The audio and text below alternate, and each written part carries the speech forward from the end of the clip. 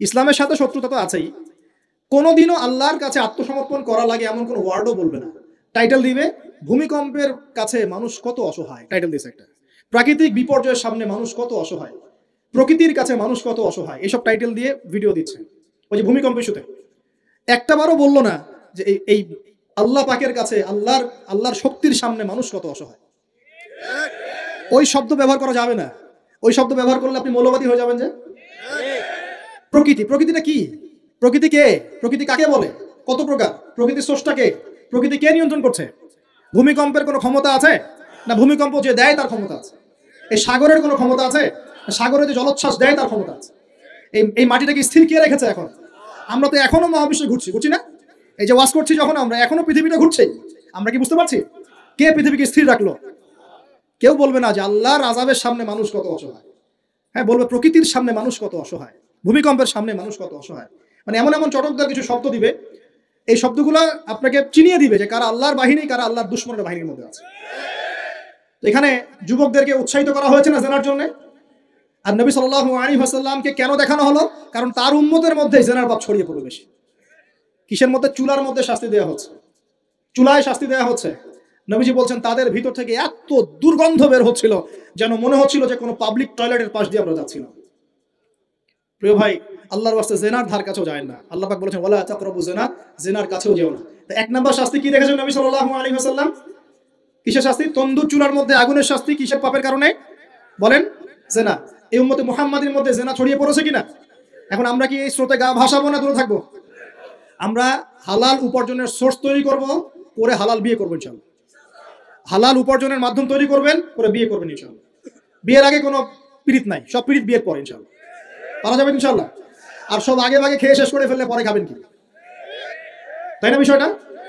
আচ্ছা, এবার সামনে যাই। নবী সাল্লাল্লাহু আলাইহি ওয়াসাল্লাম সামনে গেলেন, গিয়ে দেখলেন, এবার দেখলেন কিছু মানুষ বসে আছে, সামনে আছে টাটকা তরতাজা গোশত, একদম ধোঁয়া উঠতেছে, একদম মনে করেন ওই কালা ভুনার মতো।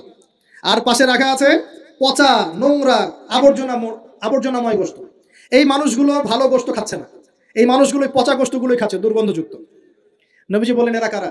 নবী সাল্লাল্লাহু আলাইহি ওয়াসাল্লামকে বলা হচ্ছে এরা আপনার উম্মতের সেই সব ব্যক্তি যারা বিবাহিত, ভালো করে শোনেন, এরা আপনার উম্মতের সেই সব ব্যক্তি যারা বিবাহ বহির্ভূত সম্পর্ক করেছে। মানে বিয়ে করার পরেও, বাসায় স্ত্রী থাকার পরেও বাইরে জেনা করেছে, বাসায় স্বামী থাকার পরেও বাইরে জেনা করেছে। এখন আমাকে বলেন তো, উম্মতে মুহাম্মাদের মধ্যে সমকালীন সময় এই ফিতনাটা ছড়িয়ে পড়ে নাই? পরকীয়া ছড়িয়ে পড়ে নাই? এটা হলো পরকীয়ার স্পেশাল শাস্তি। কারণ পবিত্র হালাল ফ্রেশ জিনিস ওদের ঘরে ছিল, খাইতে ভালো লাগে না, ওদের নোংরা পচা জিনিস খেতে ভালো লেগেছে। আল্লাহ পাক কিয়ামতের মাঠেও ওই এবং বারজাখের জীবনেও ওই একই শাস্তি দিবেন ইনশাআল্লাহ। আর এখন তো মিডিয়ার মধ্য দিয়ে এই যে বিভিন্ন সিরিয়ালস, নাটক, হাবি জাবি, এগুলোর মধ্য দিয়ে এটাকে উস্কে দেওয়া হচ্ছে, এটাকে অ্যাভেলেবেল করে ফেলা হয়েছে। আর যারা বড় বড় শহরে থাকে, এগুলো তো ফিতনা আরো বেশি। আল্লাহ পাক আমাদের মা বোনদেরকে বোঝার তৌফিক দান করুন, আর আমাদের ভাইদেরকেও বোঝার তৌফিক দান করুন। আমাদের সবাইকে আল্লাহ পাক পরকীয়ার মতো নোংরা পাপ থেকে হেফাজত করুন, বিবাহ বহির্ভূত সম্পর্ক থেকে হেফাজত করুন। আরো সামনে যান, নবীজি দেখলেন এবার একটা রক্তের নদী। কিসের নদী ভাই? প্রশ্ন করবো কেন রক্তের নদী, উত্তর দিতে হবে। ওই রক্তের নদীতে আল্লাহ পাক কিছু মানুষকে রেখেছেন। ফেরেশতারা পাথর দিয়ে তাদের মাথা ফাটিয়ে দিচ্ছে, পাথর ছিটকে অন্য জায়গায় চলে যাচ্ছে, পাথর নিয়ে আসার মুহূর্তের মধ্যেই মাথা আবার জোড়া লেগে যাচ্ছে, আবার পাথর দিয়ে মাথা ফাটিয়ে দেওয়া হচ্ছে, আবার পাথর ছিটকে চলে যাচ্ছে। নবীজি জিজ্ঞাসা করলেন এরা কারা যাদেরকে শাস্তি দেওয়া হচ্ছে? নবী সাল্লাল্লাহু আলাইহি ওয়াসাল্লামকে জিবরাইল আলাইহিস সালাম বললেন এরা আপনার উম্মতের সেই সব ব্যক্তি যারা সুদখোর ছিল। কি ছিল? এখন বলেন রক্তের নদী কেন? বলেন, উত্তর দেন দেখি, কে বলতে পারবেন? বিসমিল্লাহ, মাশাআল্লাহ, শুকরিয়া। সুদের মধ্য দিয়ে এক শ্রেণীর মানুষ ধনী হয়, আর এক শ্রেণীর মানুষ গরিব হয়। সুদের মধ্য দিয়ে গরিব মানুষের রক্তটাকে চুষে খাওয়া হয়। এই কারণেই কিয়ামতের মাঠে এবং বারজাখের জীবনে রক্তের নদীতে ফেলে মাথাটা ফাটিয়ে দেওয়া। মাথা কেন ফাটানো হবে? এই মাথা দিয়ে শয়তানি বুদ্ধিটা বের করেছিল যে ইন্নামাল বাইউ মিসলুর রিবা, সুদ হচ্ছে ব্যবসার মতোই। এই শয়তানি কোত্থেকে বের হইছে? এই মাথা থেকে। এই কারণে মাথা ফাটাই দেওয়া হবে। আল্লাহ পাকের শাস্তি খুব নিপুণ। আমি চিন্তা করার চেষ্টা করেছিলাম আজকে কেন এই শাস্তিগুলো এইভাবে আসবে। আল্লাহু আ'লাম বিসওয়াব, আল্লাহ ভালো জানেন, তবে আমাদের কাছে এটা মনে হয়। এরপর সামনে যান, এই পাপের কারণেই আরো কিছু মানুষকে শাস্তি পেতে দেখা গেছে। নবীজি দেখেছেন আরো এক শ্রেণীর মানুষ যাদের পেটটা ফুলে আছে। প্রাসাদ দেখেছেন, অট্টালিকার মতো পেটটা ফুলে আছে, ভিতরে সাপ কিলবিল করছে। না না না না না, নবীজিকে জিজ্ঞাসা করলেন এরা কারা? এই হাদিসেও আছে এরা ছিল আপনার উম্মতের সুদখোর ব্যক্তিরা, পেটের ভেতর সাপ কিলবিল করছে। আরেকটা জায়গায় তিনটা দেখা গেছে সুদখোরের শাস্তি। কয়টা ভাই? তিনটা। একটা দেখলাম রক্তের নদীতে মাথা ফাটানো, একটা হচ্ছে পেটের মধ্যে সাপ কিলিবিল করছে, আরেকটা হচ্ছে দেখলেন কিছু মানুষ পানিতে হামাগুড়ি দিচ্ছে এবং পাথর খাচ্ছে। কি খাচ্ছে ভাই? পাথর। এবং এই পাথরটা ভিতরে যাচ্ছে, গিয়ে পিছনের রাস্তা দিয়ে বের হয়ে যাচ্ছে। নবীজি বলেন এরা কারা? একই উত্তর দিলেন জিবরাইল আলাইহিস সালাম, এরা হচ্ছে আপনার উম্মতের সুদখোর ব্যক্তিরা। সুদের এই তিনটা শাস্তি স্পেশাল দেখা গেছে। কেন আল্লাহ ভালো জানেন, আমরা সব ব্যাখ্যা করতে পারবো না। নবীজি আরো সামনে এগিয়ে গেলেন, তাকে দেখানো হলো এবার এক শ্রেণীর ব্যক্তি, হাতগুলো নখগুলো তামার মতো লম্বা, তামার নখ, লম্বা লম্বা নখ, দেখেছেন কোন কোন মুভির মধ্যে দেখা গেছে, ছবির মধ্যে তামার লম্বা লম্বা। হ্যাঁ, তো এই নখগুলো দিয়ে তারা চোখ এবং গাল আঁচড়াচ্ছে, কোনো কোনো ক্ষেত্রে বুক আঁচড়াচ্ছে এবং ওই গোশতগুলো খাচ্ছে। নবী জিজ্ঞাসা করলেন এরা কারা? নবীজিকে বলা হচ্ছে এরা আপনার উম্মতের সেই সব ব্যক্তি যারা বেশি বেশি গীবত করত এবং অন্যের নামে মিথ্যা অপবাদ ছড়াতো।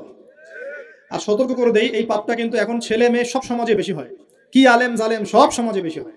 কোনো কোনো ক্ষেত্রে ওয়াজ মাহফিলের প্যান্ডেলগুলোর মধ্যে বসে বসে মানুষের গীবত করা হচ্ছে। এবং অনলাইনের ফেসবুক আর ইউটিউবে যে কন্টেন্টের যুগগুলো চলছে, এখানে কারণ থাক না থাক মানুষের গীবত তহমত প্রচুর হচ্ছে, কোনো কারণে হোক অকারণে হোক। সতর্ক হয়ে যাবেন, আপনার দ্বারা আমার দ্বারা যদি কারো গীবত হয়, তামার নখ দিয়ে গাল আঁচড়াতে হবে কিয়ামতের মাঠে। আল্লাহ পাক বাঁচাক, আমাদের হেফাজত করুন। এবং এই পাপের আরেকটা শাস্তি দেখা হয়েছে, ওই যে নিজের ভাইয়ের গোশত ছিঁড়ে ছিঁড়ে খাচ্ছে। এক শ্রেণীর মানুষকে আগুন খাওয়ানো হচ্ছে এবং আগুনগুলো পিছনের রাস্তা দিয়ে বের হয়ে যাচ্ছে। জিজ্ঞাসা করা হলো তারা কারা? নবীজিকে বলা হচ্ছে এরা আপনার উম্মতের সেই সব ব্যক্তি যারা এতিমের মাল ভক্ষণ করত। এতিমের মাল অন্যায়ভাবে ভক্ষণ করে খেয়ে ফেলতো। আছে কি নাই সমাজের মধ্যে? নবীজি আরো সামনে গেলেন, দেখলেন এক শ্রেণীর মানুষ কাঁধে অনেক বোঝা, বোঝাগুলো হালকা করার বদৌলতে উল্টা তারা বোঝা হালকা না করে আরো কিছু বোঝা ঘাড়ে নিচ্ছে, লাকড়ির বোঝা ঘাড়ে নিয়ে পথ চলার চেষ্টা করছে, কিন্তু পথ চলতে পারছে না। নবীজি বলেন এরা তো অদ্ভুত, এরা তো চাইলে বোঝা হালকা করে চলতে পারতো, বোঝা আরো নিয়ে চলছে কেন? নবীজিকে বলা হচ্ছে এরা আপনার মধ্যে সেসব ব্যক্তি যারা দায়িত্ব যতটুকু নিয়েছিল অতটুকু তো পালন করতে পারতোই না, আরো দায়িত্ব চেয়ে নিত মানুষের কাছে। দায়িত্ব চেয়ে নেওয়ার সংস্কৃতি চলছে না এখন? যোগ্যতা থাক আর না থাক, মানুষ দায়িত্ব চাচ্ছে না। দায়িত্ব না দিলে লাভ করে, যোগ্যতা থাক না থাক মানুষকে দায়িত্ব চেয়ে নিচ্ছে কিনা? দায়িত্ব নেওয়াটা বড় কথা নয়, পালন করাটা বড় কথা। না করতে পারলে এই শাস্তি ভোগ করতে হবে। আল্লাহ পাক আমাদের সবাইকে হেফাজত করুন, আমিন। এবার সামনে গেলেন, দেখলেন এবার তো মুশকিল। সামনে গিয়ে দেখলেন এক শ্রেণীর মানুষ, কয়েকটা মানুষ না, এক শ্রেণীর মানুষ যাদের জিহ্বাগুলোকে, ঠোঁট আর জিহ্বাগুলোকে আগুনের কেচি দিয়ে কেটে ফেলা হচ্ছে। নবীজি বললেন এরা কারা? রাসূল সাল্লাল্লাহু আলাইহি ওয়াসাল্লামকে বলা হচ্ছে এরা আপনার উম্মতের সেই সব ব্যক্তি যারা ছিল ওয়াইজ বক্তা, আলেম ওয়াইজ বক্তা, যারা মানুষের সামনে দ্বীনের কথা বলতো কিন্তু নিজেরাই সেই দ্বীনের প্রতি আমল করতো। আল্লাহ রাব্বুল আলামিন আমাকে এবং আপনাদের সবাইকে এই মর্মান্তিক শাস্তি থেকে বাঁচান। যা বলবো তার উপর আমল করার তৌফিক দান করুন, যা জানবো তার উপর আমল করার তৌফিক দান করুন। যা বলি আমল করি না সেটা প্রয়োজনে বলার দরকার নাই, যেটা আমল করি না সেটা প্রয়োজনে বলার দরকার নাই। আল্লাহ পাক আমাদেরকে রাসূলের সুন্নাহ মাফিক দাওয়াতি কাজ করার তৌফিক দান করুন এবং এই শ্রেণীর বক্তার অন্তর্ভুক্ত হওয়া থেকে আল্লাহ পাক আমাদেরকে বাঁচান। এইভাবে তিনি আরো বেশ কিছু শাস্তি দেখলেন, তারপর তাকে ফিরিয়ে আনা হলো। এই মেরাজের ঘটনা এভাবে শেষ হলো। এখন এই পুরো মেরাজের ঘটনা আমরা যা শিখলাম, রাসূলুল্লাহ সাল্লাল্লাহু আলাইহি ওয়াসাল্লামের এই মেরাজ উম্মতে মুহাম্মাদের জন্য খাস কিনা, আমাদের জন্য খাস কিনা? এরকম ঘটনা কি বিশ্বে আর কোথাও ঘটেছে? এই পুরো হিস্ট্রির মধ্যে কি এরকম ঘটনা কখনো ঘটেছে? অন্য কোন নবীর সাথে ঘটেছে? অন্য কোন উম্মতের সাক্ষী আছে? আমরা সাক্ষী আছি, আমাদের নবীর সাথে ঘটেছে। আমাদের নবীর ক্ষেত্রে জীবনে এই বিস্ময়কর ঘটনা একবার ঘটেছে। আল্লাহ পাক কি কোনো নবীকে তার কাছে নিয়ে ওহী করেছেন? আসুন এই মিরাজে যে বিষয়গুলো আমরা শিখলাম, আমরা সবাই এর উপর আমল করার চেষ্টা করি। আল্লাহ পাক তৌফিক দান করুন। নবীজি বলেছেন যে ব্যক্তি সকালে 10 বার, সন্ধ্যায় 10 বার আমার প্রতি দরুদ পড়বে, ইনশাআল্লাহ কালকে আমাদের মাঠে আমি তার জন্য সুপারিশ করবো ইনশাআল্লাহ। নবীর সুপারিশ পাওয়ার জন্য কয়েকটা পদ্ধতি। এক, জীবনের প্রতিটা কাজ রাসূল সাল্লাল্লাহু আলাইহি ওয়াসাল্লামের সুন্নাহ মতো করা, 1 নাম্বার। 2 নাম্বার, সকাল সন্ধ্যায় 10 বার করে রাসূলের প্রতি দরুদ পাঠ করা। আর 3 নাম্বার হচ্ছে রাসূল সাল্লাল্লাহু আলাইহি ওয়াসাল্লামের রেখে যাওয়া এই দিন, এই আমানতটাকে মানুষের ঘরে ঘরে পৌঁছে দেওয়ার ব্যবস্থা করা। পারা যাবে ইনশাআল্লাহ। আল্লাহ কবুল করুন, তৌফিক দান করুন। তো আলোচনায় মনোযোগ দেই, মোবাইল ফোনে বেশি ব্যস্ত না হয়, আপোষে কথাবার্তা না বলি। যতক্ষণ কথা হবে দিনের আলোচনা, দিলের কান দিয়ে, মনের কান দিয়ে শোনার চেষ্টা করি, আমল করার নিয়াতে শোনার চেষ্টা করি। আল্লাহ তৌফিক দান করুন। তো যেখানে ছিলাম যে আল্লাহ রাব্বুল আলামিন কোরআনকে বলছেন প্রত্যেকটা বিষয়ের ব্যাখ্যা, হেদায়েত, রহমত এবং সুসংবাদ। তো আমরা প্রশ্ন করলাম কোথায় আছে যে এশার সালাত 4 রাকাত এবং 4 রাকাতে 8টা সিজদা করতে হবে। আসলে কোরআনুল কারীমের কোথাও বলা নাই এশার নামাজ 4 রাকাত। কোরআনুল কারীমের কোথাও বলা নাই যে এশার 4 রাকাত নামাজে 8টা সিজদা করতে হবে, 10টা করা যাবে না, এমনটা কোরআনে বলা নাই। তাহলে কি ব্যাখ্যা হবে? আল্লাহ পাক তো বললেন কোরআনের সবকিছুই ব্যাখ্যা করেছে। ব্যাখ্যাটা হচ্ছে, উত্তরটা হচ্ছে এই জবাব, সূরা হাশর আয়াত নম্বর 7, নবী সাল্লাল্লাহু আলাইহি ওয়াসাল্লাম তোমাদেরকে যা দিয়েছেন তা গ্রহণ করে নাও। ওয়া মা আতাকুমুর রাসূলু ফাখুযু, রাসূল যা যা দিয়েছেন সব নিয়ে নাও চোখ বন্ধ করে। রাসূল যা দিয়েছেন চোখ বন্ধ করে গ্রহণ করো। ওয়া মা নাহাকুম আনহু ফান্তাহু, রাসূলুল্লাহ সাল্লাল্লাহু আলাইহি ওয়াসাল্লাম যা থেকে নিষেধ করেছেন এই বিষয়গুলো থেকে দূরে থাকো। এখন রাসূল যা দিয়েছেন, এই রাসূলের দেয়াগুলো আমরা কোথায় পাবো? কোরআনে না হাদিসে? বলেন। রাসূল যা থেকে নিষেধ করেছেন এই নিষেধগুলো আমরা কোথায় পাবো? কোরআনে না হাদিসে? কোরআনে আমরা দেখতে পাচ্ছি আল্লাহ যা দিয়েছেন, আল্লাহ যা নিষেধ করেছেন। কোরআনে কি আছে রাসূল যা দিয়েছেন, রাসূল যা নিষেধ করেছেন? তাহলে রাসূল যা দিয়েছেন, রাসূল যা নিষেধ করেছেন সাল্লাল্লাহু আলাইহি ওয়াসাল্লাম, এগুলো আমরা পাবো কোথায়? সুন্নতে বা হাদিসে। কথা ঠিক আছে? এখন সুন্নত বা হাদিস কি আলাদা কিছু নাকি একই উৎস থেকে আসছে? উত্তর হচ্ছে সূরা নাজম আয়াত নাম্বার 3-4। আল্লাহ পাক বলছেন বিসমিল্লাহির রহমানির রহিম, ওয়া মা ইয়ানতিকু আনিল হাওয়া ইন হুয়া ইল্লা ওয়াহয়ুন ইউহা। আল্লাহ পাক বলছেন রাসূলুল্লাহ সাল্লাল্লাহু আলাইহি ওয়াসাল্লাম নিজের মন গড়া কোনো কথা বলেন না। রাসূলুল্লাহ সাল্লাল্লাহু আলাইহি ওয়াসাল্লাম নিজের মন গড়া কোনো কথা বলেন না। তিনি সেই কথাটুকুই বলেন যা তার কাছে ওহী করা হয়। অর্থাৎ রাসূলুল্লাহ সাল্লাল্লাহু আলাইহি ওয়াসাল্লাম যে আমাদেরকে বলেছেন ঘুমানোর আগে বিসমিল্লাহি আল্লাহুম্মা বিইসমিকা আমুতু আহিয়া বলতে, এটাও আল্লাহ পাকের ওহী। রাসূল সাল্লাল্লাহু আলাইহি ওয়াসাল্লাম যে আমাদেরকে শিখিয়েছেন বাথরুমে ঢোকার সময় বাম পা দিয়ে ঢুকতে, ডান পা দিয়ে বের হতে, ঢোকার সময় বলতে বিসমিল্লাহ আল্লাহুম্মা ইন্নী আউযু বিকা মিনাল খুবসি ওয়াল খাবাইস, আর বের হওয়ার সময় বলতে আলহামদুলিল্লাহিল্লাযী আযহাবা আনিল আযান ওয়া আফানি গফরানাকা। এই প্রত্যেকটা দোয়াও আল্লাহর পক্ষ থেকে ওহী। আমি কি বুঝাতে পারছি? রাসূল যে বলেছেন বিসমিল্লাহ বলে ওযু শুরু করতে এবং ওযু শেষ করার পরে কালিমা শাহাদাত পড়তে, এটাও আল্লাহর পক্ষ থেকে কি বলেন? ওহী। রাসূল যে বলেছেন স্ত্রীর সাথে মিলন করার আগে বলবে বিসমিল্লাহ আল্লাহুম্মা জান্নিবনা শাইতান ওয়া জান্নিবাশ শাইতান মা রাযাকতানা, এই দোয়াটাও আল্লাহর পক্ষ থেকে কি? ওহী। রাসূল সাল্লাল্লাহু আলাইহি ওয়াসাল্লাম যে প্রত্যেকটা কাজ ডান দিক থেকে করতে বলেছেন, এটাও আল্লাহ পাকের কি? ওহী। এরকম প্রতিটা কাজ শুধু আমাদের ব্যক্তি জীবনের আমল নয়, বরং আমাদের পারিবারিক জীবন, সামাজিক জীবন, আমাদের রাষ্ট্রীয় জীবন, আমাদের অর্থনৈতিক জীবন, প্রত্যেকটা জীবনের প্রতিটা কাজই রাসূলুল্লাহ সাল্লাল্লাহু আলাইহি ওয়াসাল্লামের সুন্নত মতো করার নামই হচ্ছে ইত্তেবায়ে সুন্নাহ, নবীর সুন্নতকে অনুসরণ করা। এবং নবীর সুন্নতকে অনুসরণ না করলে কেউ জান্নাত যেতে পারবে না। রাসূলের সুন্নতকে অনুসরণ না করলে কেউ জান্নাত যেতে পারবে না, এটাই চূড়ান্ত কথা। যার সুন্নত অনুসরণ করবে তার সাথে তার হাসর হবে।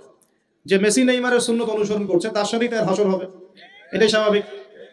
আর যে রাসূলুল্লাহ সাল্লাল্লাহু আলাইহি ওয়াসাল্লামের সুন্নত ফলো করবে তার সাথেই তার হাসর হবে ইনশাআল্লাহ তাআলা।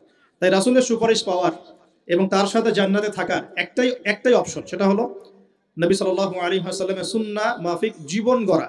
রাসূলের সুন্নাহ মাফিক শুধু নামাজ গড়া নয়, রাসূলের সুন্নাহ মাফিক শুধু দাড়ি রাখা নয়, রাসূলের সুন্নাহ মাফিক শুধু খাওয়া নয়, বরং জীবন গড়া। অর্থাৎ জীবনের সবগুলো কাজ রাসূলের সুন্নাহ মতো করার নাম হলো ইত্তেবায়ে সুন্নাহ। আমরা কি বোঝাতে পারছি? আল্লাহ পাক আমাদের সবাইকে জীবনের প্রত্যেকটা কাজ নবী সাল্লাল্লাহু আলাইহি ওয়াসাল্লামের সুন্নাত মতো করার তৌফিক ইনায়াত করুন, সকলেই বলি আমিন। এখন আমাদের নবী সাল্লাল্লাহু আলাইহি ওয়াসাল্লাম এমন একটা সমাজে নবুয়ত পেয়েছিলেন, একটু বোঝার চেষ্টা করবেন সমাজ। আমার কথা কি বুঝতে পারছেন? আইয়ামে জাহিলিয়াতের মানুষরা যে আল্লাহকে বিশ্বাস করতো না বিষয়টা এমন না। আইয়ামে জাহিলিয়াতের মানুষরা আল্লাহকে ঠিকই বিশ্বাস করতো, কিন্তু আল্লাহকে পাওয়ার জন্য ওসিলা পূজা করতো, মাধ্যম পূজা করতো, কবর পূজা করতো, কোনো কোনো ক্ষেত্রে মৃত মানুষের পূজা করতো, প্রকৃতি পূজা করতো, আবার কেউ কেউ ছিল নাস্তিক। এরকম ছিল আইয়ামে জাহিলিয়াত। তো আমি একটা দলিল দিচ্ছি যে আইয়ামে জাহিলিয়াতের মানুষরাও যে আল্লাহকে বিশ্বাস করতো তার সবচেয়ে বড় দলিল হচ্ছে আবু জেহেল নিজেই। আবু জেহেলের নাম শুনেছেন তো? আবু জেহেলকে এই উম্মতের কি বলা হয়? কে বলতে পারবেন? আবু জেহেলকে এই উম্মতের কি বলা হয়? ওয়াজ কি খালি শুনলেই হবে নাকি একটু ধরে রাখতে হবে? কি বলা হয়? আইয়ামে জাহিলিয়াত একটা প্রবাদ ছিল, আবু জেহেলকে বলা হতো আবুল হাকাম, মানে জ্ঞানের পিতা। কিসের পিতা? জ্ঞানের পিতা। কিন্তু ইসলাম আসার পরে যখন সে ইসলাম কবুল করে নাই এবং সত্যকে চিনেও প্রত্যাখ্যান করেছে, তখন নবী সাল্লাল্লাহু আলাইহি ওয়াসাল্লাম বলেছিলেন আবু জেহেল হচ্ছে এই উম্মতের ফেরাউন। কে? ফেরাউনের নাম শুনেছেন কিনা? ফেরাউন কে ছিল? এই বিশ্বের সবচেয়ে প্রতাপশালী শাসক। সে কি ভালো ছিল না জালেম ছিল? ক্ষমতা চিরদিন থাকে না থাকে না? থাকে। ফেরাউনের চেয়ে শক্তিধর ওই সময়ে বিশ্বের কেউ ছিল? আজকে ফেরাউনের কোনো অস্তিত্ব আছে? আছে, তার লাশটা পড়ে আছে। তার লাশটা আছে না? 1897 সালে তার লাশটা আবিষ্কৃত হয়েছে। কত সালে? 1897 সালের দিকে তার লাশটাকে আল্লাহ পাক শুটকি বানিয়ে রেখে দিয়েছেন। কেন রেখেছেন এই দলিলটাও কোরআনে আছে। ওই যে বললাম কোরআন সবকিছুর ব্যাখ্যা করেছে। ফেরাউনের লাশ কেন সংরক্ষণ করা হয়েছে এর দলিলও কোরআনে আছে।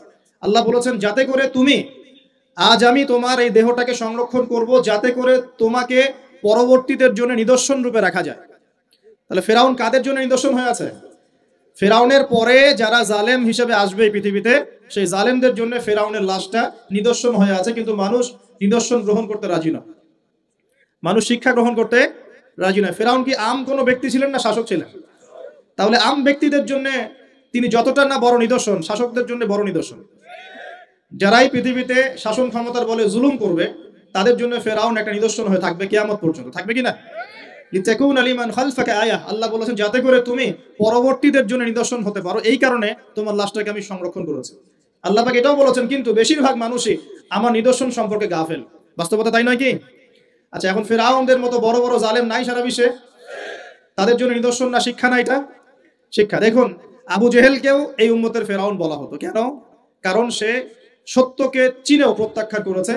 তাকে বদরের যুদ্ধে হত্যা করা হয়েছে। দুইজন ছোট ছোট কিশোর তাকে হত্যা করেছেন, দুইজন মুয়াজ। দুইজন কি? এই মুয়াজ নাম জানতেন? মুয়াজ নাম বরকতময় নাম। দুই মুয়াজ, সিরাতের গ্রন্থ পড়ে দেখবেন, আর রাহিকুল মাখতুম।